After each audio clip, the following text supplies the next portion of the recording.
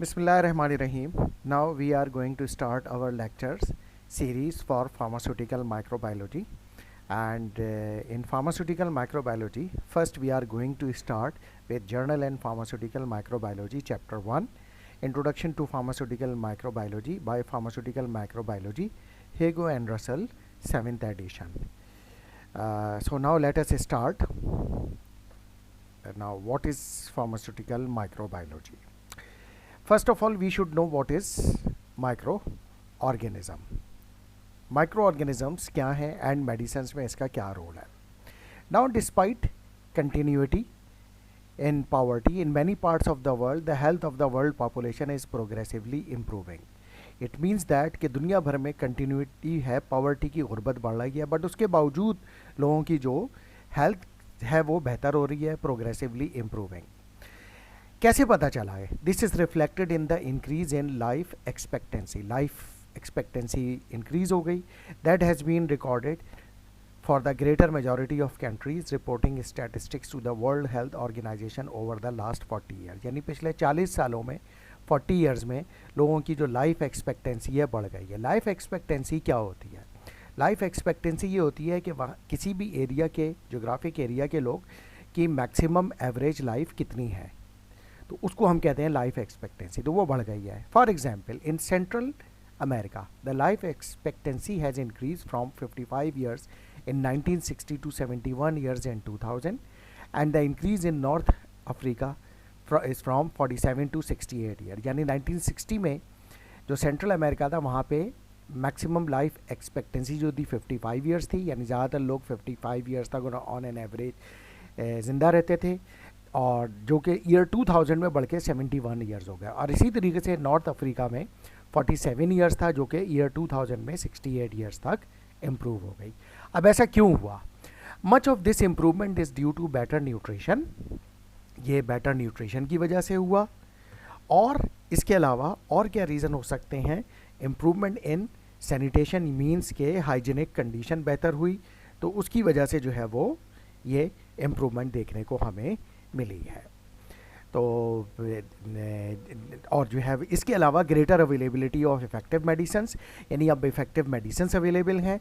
वो मेडिसिन्स जो कि लाइफ की जो एक्सपेक्टेंसी है उसको बढ़ा रही है. यानी द थिंग इज़ दैट कि before the development of these effective medicine वो डिजीज़ जो कि लीथल कंसिडर की जाती थी, डेडली कंसिडर की जाती थी, अब वो डेडली नहीं है. और उसी की वजह से जो है वो अब फ़ायदा ये हो रहा है कि ये डेडली डिजीज़ क्योंकि नहीं है, तो उस वजह से जो है वो ये जो है वो लाइफ एक्सपेक्टेंसी बढ़ गई है. Several infectious disease have been eradicated completely. और बहुत सारी इन्फेक्शस डिजीज़ जो कि लीथल कंसिडर की जाती थी वो दुनिया भर से अब इरेडिकेट यानी कम्प्लीटली रिमूव हो चुकी है.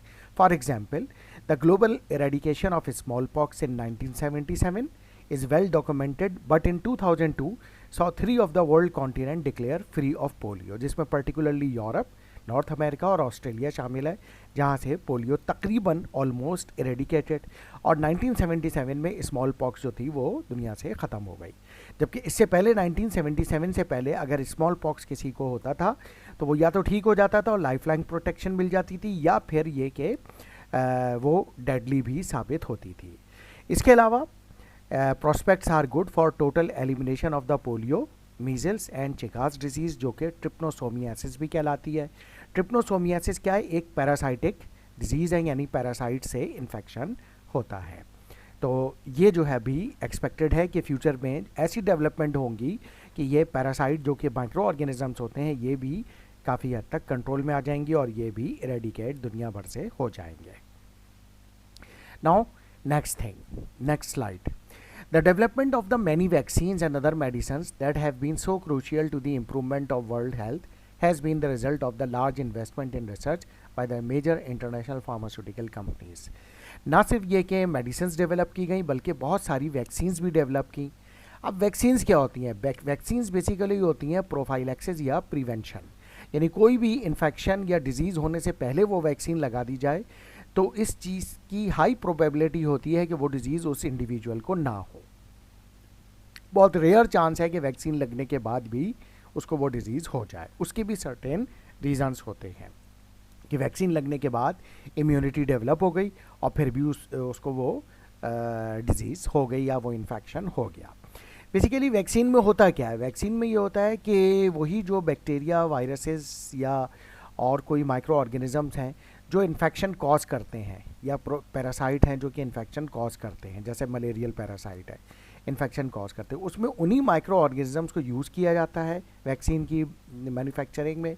लेकिन उनको इतना वीक कर दिया जाता है, अटेन्यूएट कर दिया जाता है, यानी अटेन्यूएटेड फॉर्म में यूज़ किया जाता है, या उसको डेड कर दिया जाता है उन माइक्रो ऑर्गेनिज्म को, कि उनमें इन्फेक्शन कॉज करने की कैपेबिलिटी नहीं रहती, यानी पैथोजेनिसिटी रिमूव कर दी जाती है।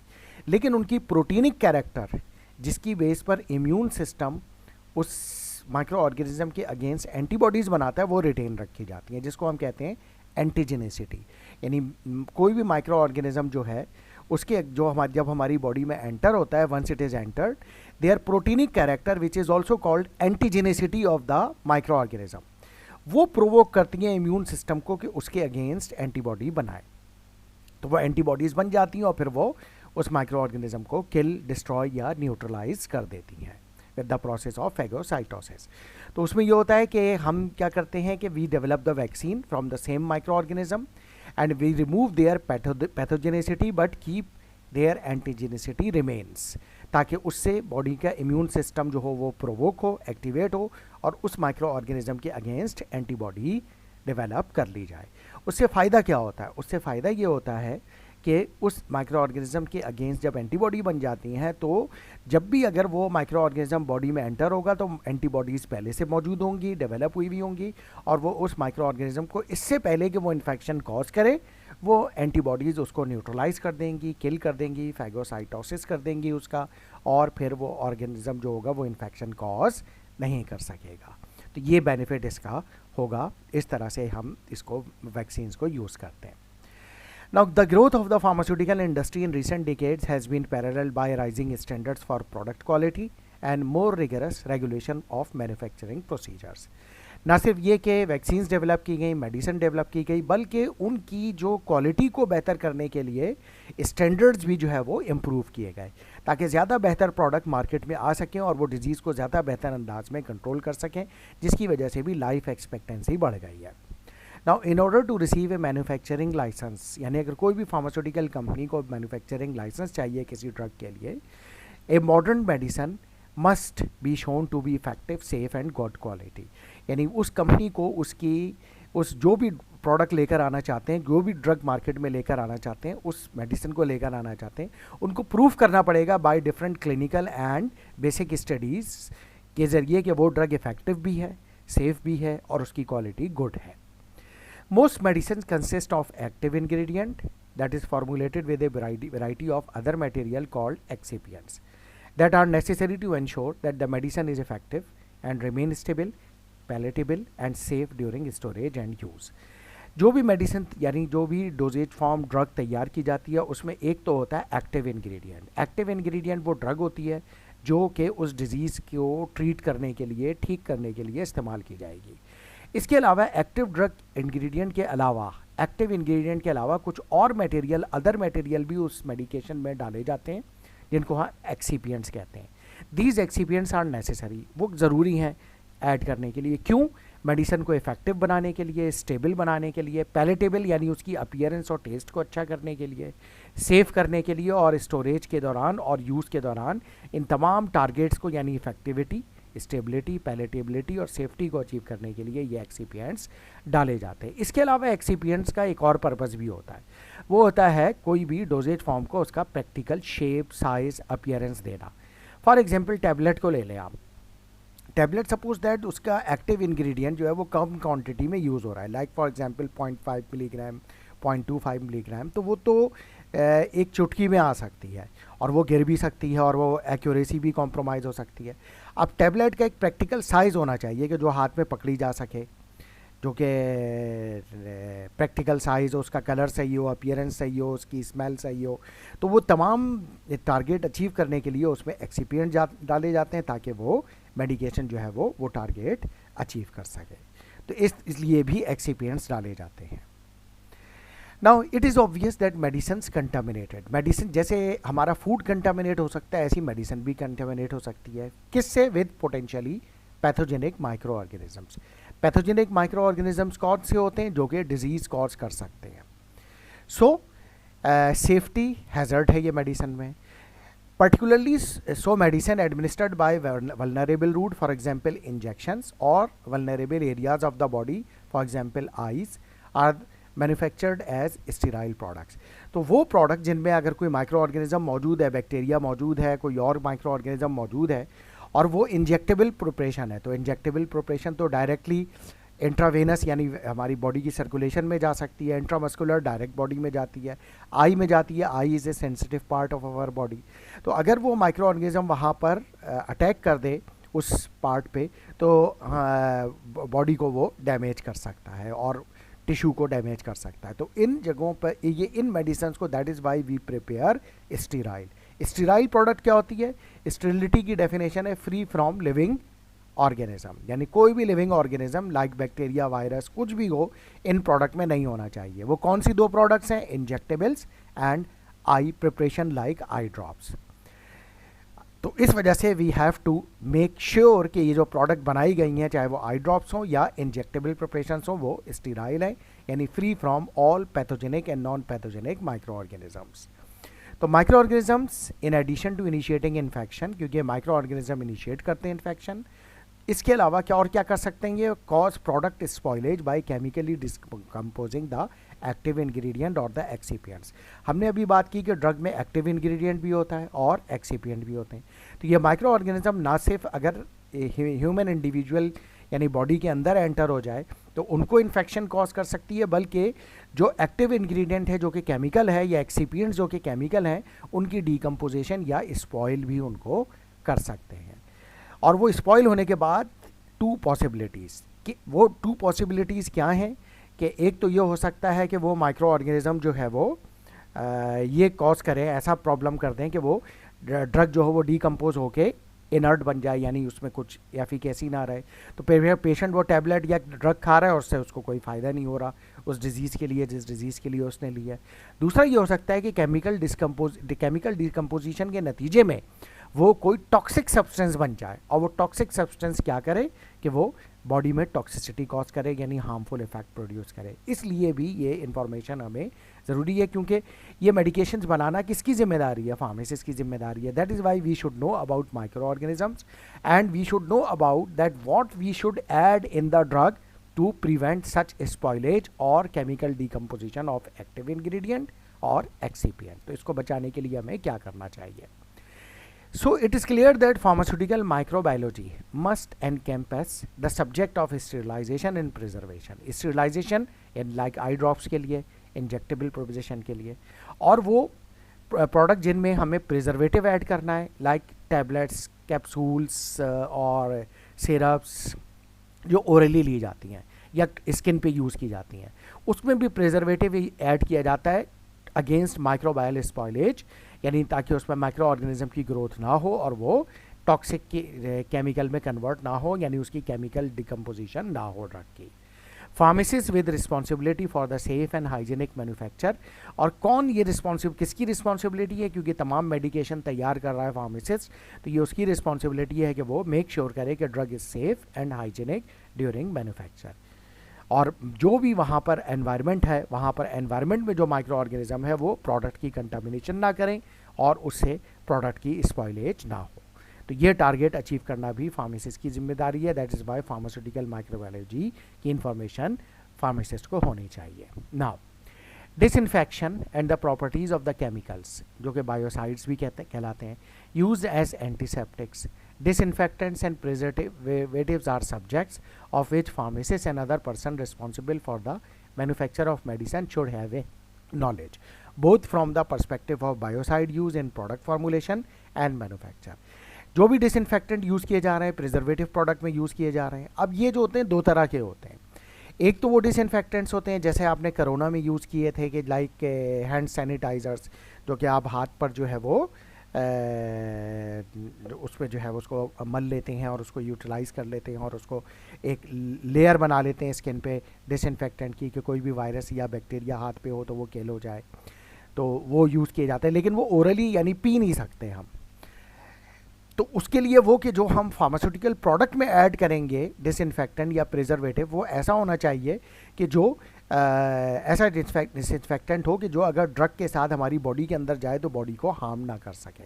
इसलिए pharmacist should have that knowledge कि कौन से प्रिजर्वेटिव ऐसे हैं जो कि हमारी बॉडी को हार्म नहीं कर सकते और हम प्रोडक्ट फॉर्मुलेशन में उसको ऐड कर सकते हैं। इसके अलावा antibiotics are of major importance, represent product category that regularly feature among the top 5 most frequently prescribed. जो दुनिया भर में जो एंटीबायोटिक्स हैं, जो मुख्तलिफ मेडिकेशंस प्रिस्क्राइब की जाती हैं, उसमें एंटीबायोटिक्स टॉप 5 कैटेगरीज में प्रिस्क्राइब की जाती हैं। जैसे एंटी हाइपरटेंसिव है, एंटी डायबिटिक है, उसमें एंटीबायोटिक्स भी प्रिस्क्राइब की जाती हैं against infections.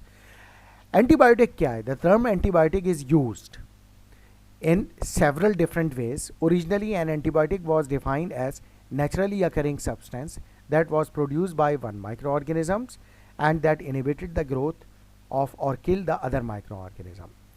That is, an antibiotic was a natural product, a microbial metabolite.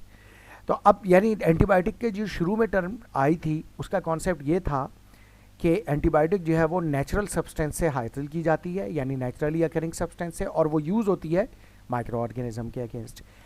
असल में पहली एंटीबायोटिक जो आई थी पेनिसिलिन, वो प्रोड्यूस की गई थी एक फंगस से जिसका नाम था पेनिसिलियम नोटेटम क्राइसोजेनम, उससे हासिल की गई। तो वो फंगस वो भी माइक्रो ऑर्गेनिज्म है और उससे ये बनाई गई पेनिसिलिन, और वो यूज़ हुई अगेंस्ट बैक्टीरिया, यानी फंजाई से बनाई गई, यूज़ की गई अगेंस्ट बैक्टीरिया।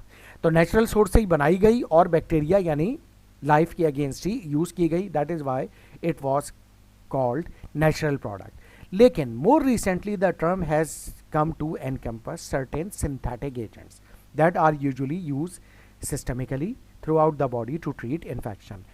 अब जो एंटीबायोटिक्स आती हैं उसमें बहुत सारी एंटीबायोटिक्स ऐसी हैं जो कि नेचुरल सोर्स से हासिल नहीं की गई हैं, बल्कि वो लेबॉर्ट्री में केमिकल प्रोसेस के ज़रिए तैयार की गई हैं, यानी सिंथेटिक एंटीबायोटिक्स हैं, और वो भी माइक्रो ऑर्गेनिज्म के अगेंस्ट यानी बैक्टीरिया, वायरसेस या फंजाई के अगेंस्ट इफेक्टिव हैं, लेकिन वो नेचुरल सोर्स से तैयार नहीं की गई हैं, सिंथेटिक है, लैब में तैयार की गई हैं। तो इस वजह से जो अब जो टर्मिनोलॉजी है वो एंटीबायोटिक जो है वो ज़रा ब्रॉड हो गई है कि यानी इसमें नेचुरल सोर्स भी हैं और सिंथेटिक सोर्स भी हैं। तो instead of using the word antibiotic we use anti microbials, यानी एंटी माइक्रोबायल की टर्म जो है वो हम ज़्यादा यूज़ करते हैं इस वजह से। तो क्योंकि इसमें सिंथेटिक सोर्स भी अब शामिल कर ली गई है। Now commercial antibiotics production. Commercial antibiotic production कब हुई? Began with the manufacturing of penicillin in 1940s। 1945 के करीब पेनिसिलिन मार्केट में आई, पहली एंटीबायोटिक थी। And for many years antibiotics were only significant example of A medicinal product that was made using micro organism. Micro organism से हासिल की गई थी, यानी वही फंगस है और बैक्टीरिया के अगेंस्ट यूज़ की गई थी। Following the adoption in 1950s of micro organism, 1950s में और एडॉप्शन की गई माइक्रो ऑर्गेनिजम्स की और डेवलप की गई कुछ और facilities, like to facilitate the manufacture of steroid hormones and the development of recombinant DNA technology. और रिकॉम्बिनेंट डीएनए टेक्नोलॉजी आई in the last 3 decades of 20th century। 70s में फिर ये और फर्दर डेवलपमेंट हुई। And the use of micro organism in the manufacture of medicine has gather great momentum. और उसके बाद फिर रिकॉम्बिनेंट डीएनए टेक्नोलॉजी से, जो कि माइक्रो ऑर्गेनिज्म पर ही डेवलप की गई, उससे और दूसरी फार्मास्यूटिकल प्रोडक्ट डेवलप की गई, यानी माइक्रो ऑर्गेनिज्म के ज़रिए ही, जिसमें बहुत सारी प्रोडक्ट हैं जैसे स्टीरॉयडल हार्मोन्स हैं। इसके अलावा एक और हार्मोन जो आजकल कॉमनली यूज़ होता है that is insulin hormone. Insulin you know it very well कि ये डायबिटीज़ मेलाइटस की ट्रीटमेंट के लिए यूज़ होता है, जो कि हाइपरग्लाइसीमिया को कंट्रोल करता है डायबिटिक पेशेंट्स में। तो ये भी रिकॉम्बिनेंट डीएनए टेक्नोलॉजी से बनाया गया है। अब थोड़ा सा हम अंडरस्टैंड कर लेते हैं कि रिकॉम्बिनेंट डीएनए टेक्नोलॉजी है क्या और इसका माइक्रो ऑर्गेनिज्म से ताल्लुक़ क्या है। The detail we will discuss in the next course which is 406, जो कि नेक्स्ट सेमेस्टर में है। अभी इस सेमेस्टर में जो है वो हमें ये सिर्फ क्योंकि ये recombinant DNA technology introductory part में मौजूद है, तो थोड़ा सा मैं इसकी आउटलाइन दे देता हूँ कि ये बेसिकली रिकॉम्बिनेंट डीएनए टेक्नोलॉजी है क्या। Recombinant DNA technology is also called biotechnology and it is called recombinant DNA, यानी रिकॉम्बिनेंट वर्ड जो आया है रिकॉम्बिनेशन से आया है, यानी कुछ चीज़ कॉम्बिनेशन होगी किसी चीज़ की, वो किस चीज़ की होगी, डीएनए की। अब एग्जाम्पल हम इंसुलिन की ले लेते हैं। इंसुलिन में क्या किया गया कि डीएनए लिया गया, सबसे पहले ह्यूमन पेनक्रियास जो कि इंसुलिन बनाता है, जिसमें बीटा आइलेट सेल्स यानी बीटा सेल्स जो हैं वो उनको आइसोलेट किया गया ह्यूमन पेनक्रियास से। उसके बाद उसका न्यूक्लियस निकाला गया, न्यूक्लियस से उस ह्यूमन जो पेनक्रियास का जो बीटा सेल का डीएनए था वो निकाला गया न्यूक्लियस से। उसमें से डीएनए में से वो जीन आइसोलेट कर लिया गया, निकाल लिया गया, सेपरेट कर लिया गया जो इंसुलिन सिंथेसिस के लिए रिस्पॉन्सिबल है। फिर उस जीन को कंबाइन कर दिया गया फंगस या बैक्टीरिया के डीएनए से, यानी रिकॉम्बिनेशन कर दी गई, जोड़ दिया गया उसके डीएनए से। फिर उसको फंगस में उस डीएनए को एंटर कर दिया गया और फिर फंगस की ग्रोथ कराई गई। उस फंगस की ग्रोथ से फ़ायदा ये हुआ कि जब फंगस ग्रो किया तो उसने फंगल प्रोडक्ट भी बनानी शुरू की। अब क्योंकि उसमें इंसुलिन का जीन भी मौजूद था तो इंसुलिन भी सिंथेसिस हुई। उससे फ़ायदा ये हुआ कि लार्ज क्वांटिटी में इंसुलिन की सिंथेसिस हुई, जिससे इंसुलिन जो हुई वो बहुत चीप हो गई, बहुत सस्ती हो गई। और इस इंसुलिन की में एक और खूबी ये थी कि ये ह्यूमन इंसुलिन की बिल्कुल कॉपी थी, यानी जैसे ह्यूमन की इंसुलिन है बिल्कुल उसी तरह की इंसुलिन थी। तो वो जो इंसुलिन जो कि एनिमल ओरिजिन से हासिल की जाती है उसमें और ह्यूमन इंसुलिन में थोड़ा सा डिफरेंस होता है। वो डिफरेंस क्या होता है, अमाइनो एसिड का डिफरेंस होता है। अमाइनो एसिड के डिफरेंस की वजह से जो कि एनिमल इंसुलिन यूज़ की जाती रही है और अब भी यूज़ की जाती है, जब वो इंसानों को लगाई जाती है तो बाज़ दफ़ा उससे इम्यून रिएक्शन भी हो जाता है, क्योंकि वो एनिमल ओरिजिन की इंसुलिन है और उसकी अमाइनो एसिड में डिफरेंस है, तो यानी उसकी प्रोटीनिक कैरेक्टर में यानी एंटीजेनिक कैरेक्टर डिफरेंट है, तो अक्सर उसके अगेंस्ट एंटीबॉडीज़ बन जाती हैं एनिमल ओरिजिन की इंसुलिन की, और एंटीबॉडी बनने की वजह से उस इंसुलिन को फिर देने का फ़ायदा नहीं होता, क्योंकि जैसे ही वो इंसुलिन लगाई जाती है वो एंटीबॉडी उस इंसुलिन को न्यूट्रलाइज कर देती हैं, और इंसुलिन का जो पर्पस था कि वो ब्लड ग्लूकोज को लेवल को कम करे वो अचीव नहीं होता। लेकिन इस इंसुलिन को बनाने के बाद ये जो रिकॉम्बिनेंट डीएनए टेक्नोलॉजी से बनाई गई है, ये बिल्कुल वही इंसुलिन है जो कि ह्यूमन इंसुलिन है, इसके अगेंस्ट एंटीबॉडीज़ नहीं बनती, तो ये एक तो एफिकेसी इंप्रूव हो गई। दूसरा फ़ायदा ये हुआ कि ये चीप हो गई, सस्ती हो गई, लार्ज स्केल पे इंडस्ट्रियल लेवल पे बनाई जाने लगी, और सस्ती होने की वजह से एवरीवन कैन अफोर्ड इट। तो ये है बेसिकली रिकॉम्बिनेंट डीएनए टेक्नोलॉजी और उसका ये फ़ायदा हुआ। और ये आप देखें फंगस बैक्टीरिया क्या प्लाज्मेट या उसका डीएनए लिया गया, उससे बनाई गई और फंगस को यूज़ किया गया मल्टीप्लिकेशन के लिए, तो इस वजह से ये माइक्रो ऑर्गेनिज्म की यूटिलाइजेशन हुई। एंटीबायोटिक के बाद जो दूसरी डेवलपमेंट है वो ये इस तरह से हार्मोन्स, स्टेरॉइड्स और इंसुलिन की सिंथेसिस है, जो कि आज ह्यूमन जिसका बेनिफिट उठा रहा है। इसके अलावा more than 100 biotechnology products drive and available in the market by new millennium and another 300 और मोर आर क्लिनिकल ट्रायल्स, यानी और भी प्रोडक्ट्स मार्केट में ग्रेजुअली आ रही हैं, जो कि आगे चल के जो है वो फार्मास्यूटिकल इंडस्ट्री जो होगी वो प्रोडक्ट कमर्शियली प्रिपेयर करेगी और हमारे सामने वो प्रोडक्ट्स मौजूद होंगी, और उसका बेनिफिट तमाम इंडिविजुअल को, पेशेंट्स को मिल सकेगा, और वो चीप प्रोडक्ट होंगी, सस्ती होंगी। नाउ लुकिंग अहेड, उसके बाद हम आगे देखते हैं to the early decades of the 21st century. It is clear that an understanding of the physiology and genetics of the microorganism will also become more important, not just in the production of new therapeutic agent but in the understanding of the infections and other diseases. इसके बाद फिर 21st century में further development हुई, physiology और genetics of micro organism को understand किया गया। उससे फ़ायदा ये हुआ कि we have come to know new therapeutic modalities and infection और अदर डिजीज़, और उसको कैसे कंट्रोल किया जा सकता है उसके बारे में हमें इंफॉर्मेशन हुई। Several of the traditional diseases that were major cause of death before the antibiotics era, यानी जैसे मैंने अभी शुरू में बताया था कि वो डिजीज़ जो कि एंटीबायोटिक आने से पहले जो इन्फेक्शंस जो कंसिडर किए जाते थे लीथल, कि अगर ये इन्फेक्शन हो गया तो पेशेंट का बचना मुश्किल है, उसकी डेथ होनी ही होनी है, लेकिन एंटीबायोटिक्स के आने के बाद फिर वो डिजीजेस से डेथ होनी कम हो गई और कम्प्लीटली रेडिकेट भी हो गई। अब जैसे फॉर एग्जांपल ट्यूबरक्लोसिस था, डिप्थेरिया था, डिप्थेरिया जिसको खन्नाक कहते हैं, ये जो है इसकी वैक्सीन आने से पहले या इनकी एंटीबायोटिक्स आने से पहले ये डिजीजेस लीथल होती थी, यानी इनसे डेथ हो जाती थी।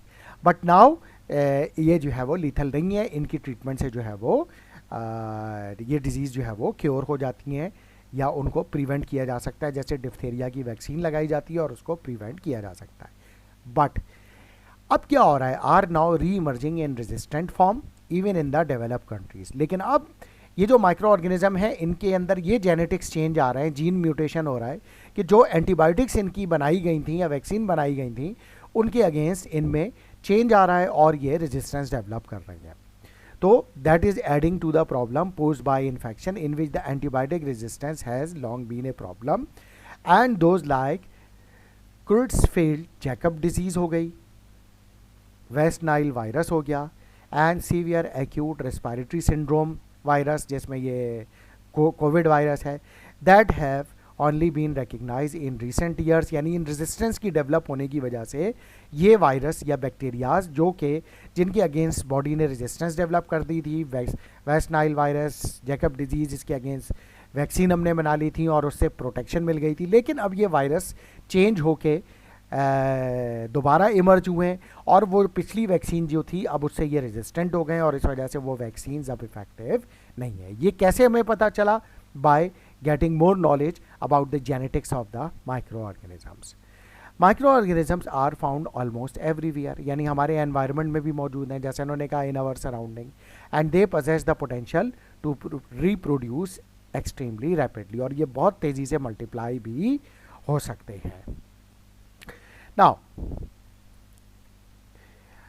one feature of modern surgery is the ever increasing use of plastics. आपको पता है सर्जन जो है प्लास्टिक ग्लव्स पहनते हैं बिफोर सर्जरी।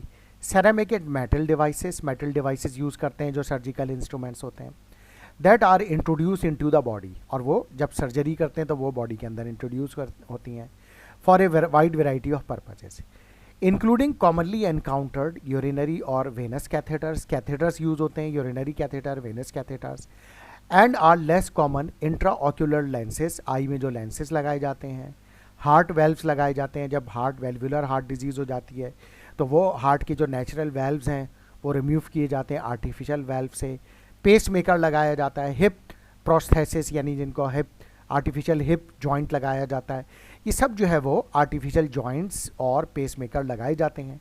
अब ये जो आप जो भी चीज़ें मेटल डिवाइसेस बॉडी में एंटर कर रहे हैं, क्या इससे माइक्रो ऑर्गेनिज्म बॉडी के अंदर जा सकते हैं? बिल्कुल जा सकते हैं। The answer is yes. और ये फिर माइक्रो ऑर्गेनिज्म जो है वो इन्फेक्शन कॉज कर सकते हैं। और बाज़ दफ़ा ये इतना सीवियर हो जाता है कि सेकेंड बुलेट पॉइंट क्या कहता है, many bacteria have the potential to produce substances और structures that help them to attach to these devices, यानी इनके साथ बॉडी के अंदर अटैच होके चले जाते हैं even while combating the immune system of the body, और कॉम्बैट करना शुरू कर देते हैं इम्यून सिस्टम से, यानी एक फाइटिंग शुरू कर देते हैं इम्यून सिस्टम से। फिर उसके बाद क्या होता है, thus colonization of in necessitates removal and replacement of the device in question. और जब ये माइक्रो ऑर्गेनिज्म की कॉलोनीज बढ़ जाती हैं यानी इनकी ग्रोथ बढ़ जाती है तो फिर क्या पड़ता है, दोबारा सर्जरी करनी पड़ती है और वो जो भी prosthetic heart valve, pacemaker, joint, lens, catheter लगाया था उसको रिमूव दोबारा सर्जरी करके रिमूव करना पड़ता है। अब उससे क्या होता है कि often leading to great discomfort for the patient. लाजिम बात है, पहले सर्जरी की थी तो पेशेंट को डिस्कम्फर्ट हुआ था, अब उसको निकालने के लिए या डिवाइस को जो भी डिवाइस आप रिमूव कर रहे हैं और दूसरा लगा रहे हैं डिवाइस, तो उससे उसको दोबारा सर्जरी करनी पड़ रही है तो दोबारा पेशेंट को डिस्कम्फर्ट हुआ।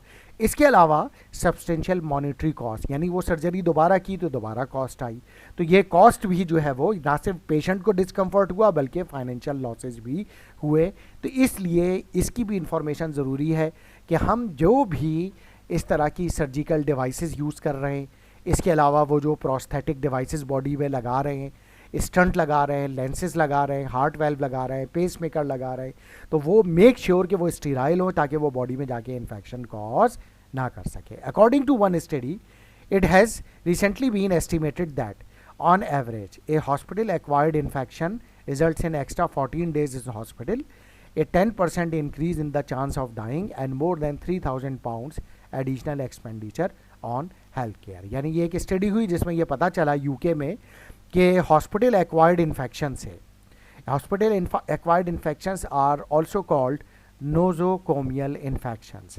यानी वो इन्फेक्शंस, ये इन्फेक्शंस वो होते हैं जो हॉस्पिटल से पेशेंट को लगते हैं. यानी जब पेशेंट हॉस्पिटल में आया था तो उस वक्त उसको वो इन्फेक्शन नहीं था, लेकिन हॉस्पिटल से उसको वो इन्फेक्शन लग गया. तो अब वो इन्फेक्शन जो है ऑन एन एवरेज 14 दिन का एक्स्ट्रा हॉस्पिटल स्टे, और 10% केसेस में पेशेंट की डेथ भी हो जाती है उन इन्फेक्शन से, और अगर ट्रीट हो जाए तो 3,000 के करीब ऑन एन एवरेज पाउंड के करीब, जो पाकिस्तान के तकरीबन ऑलमोस्ट 10 लाख रुपीज़ बनते हैं, एडिशनल एक्सपेंडिचर भी आते हैं. यानी अगर इन चीज़ों का ख्याल नहीं रखा गया और यूं हॉस्पिटल एक्वायर्ड इन्फेक्शन हो गया तो फिर ये additional discomfort, additional hospitalisation, patient की डेथ भी हो सकती है और एडिशनल कॉस्ट भी आ सकती है. इसलिए भी फार्मास्यूटिकल माइक्रोबायोलॉजी की इंफॉर्मेशन ज़रूरी है एक फार्मासिस्ट के लिए, ताकि वो मेक श्योर करे कि ये इन्फेक्शन पेशेंट को ना हो. इसके साथ ही हम फर्स्ट पार्ट ऑफ लेक्चर को कंप्लीट करते हैं. सेकंड पार्ट जो होगा वो हम लेटर ऑन रिकॉर्ड करके अपलोड करेंगे. Thank you very much.